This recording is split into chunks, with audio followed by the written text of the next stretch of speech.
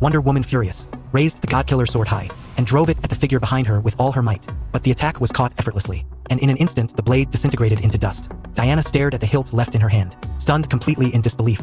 That's when Ares revealed the truth. The sword was never the real God-Killer, because only a god can kill another god. And Diana, she wasn't just an Amazon. She was the daughter of Zeus and the Amazon Queen. She was the true weapon left to destroy Ares. As those words sank in, Diana snapped into action, lashing her lasso of truth around Ares. But with just a flex of power, he leveled the entire building in a devastating blast, hurling Diana hundreds of meters away. Struggling to her feet, she found her path blocked by metal beams, Ares controlling them like puppets. Then came a Category 10 storm. Ares summoned wind so fierce, Diana couldn't even get close, not even with the lasso. She hurled a concrete pillar at him.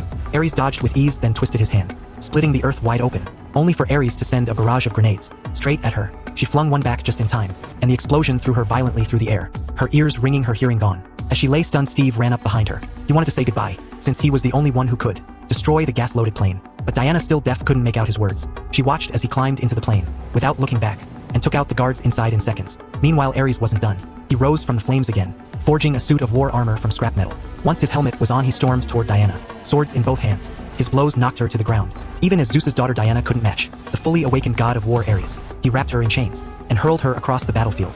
One casual swing of his blade split the ground in two. They clashed brutally. Diana used her lasso to block incoming attacks, but in the end, Ares pinned her against a wall with a massive sheet of metal. She was trapped, unable to move. At this point, Steve took control of the plane and flew above Diana's head, seeing the countless canisters of poison gas. Behind him, Steve made his choice. Without hesitation, he detonated the plane midair. The sky turned red with the explosion. The shock woke something up in Diana. Energy erupted from her as enemy troops fired on her. She dashed straight into the chaos, cutting them down one after another. The carnage thrilled Ares. When Diana realized what was happening, they were already deep in the god-killing realm, a place where Ares drew strength from slaughter. Though Diana initially overpowered him, the battlefield gave him the upper hand. One strike sent her flying. To break her spirit, Ares dragged Ludendorff's body in front of her. Diana lifted a tank overhead, ready to crush him, then heard Steve's voice in her mind. Fury gave way to reason. She let Ludendorff go.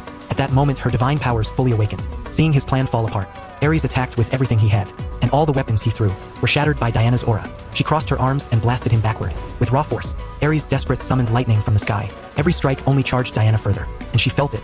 That surge of power, that clarity. She launched into the air, electricity surging through her, and with a final thunderous blast, she annihilated Ares once and for all.